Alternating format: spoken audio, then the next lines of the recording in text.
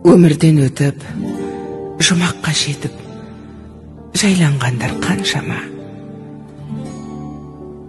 Анасын сағынғандарға арнайы сағыныш басатын жырым. Келмесіне кім қияды анасын, түс көргендей болып пенде қаласың. Анаң ғана мәңгі өмір сүрердей жаулайды екен перзентінің санасын. Мейлі анаң 100-ден асып кетсе де, кәрілігі қуып жүріп жетсе де, перзент үшін қартаймайды анасы, қиындықпен, сынақтардан өтсе де.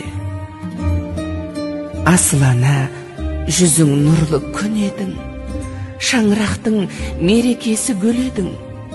Сабырлы едің, қадамы бар салмақты, мейірімге бөлеуші едің жан жақты.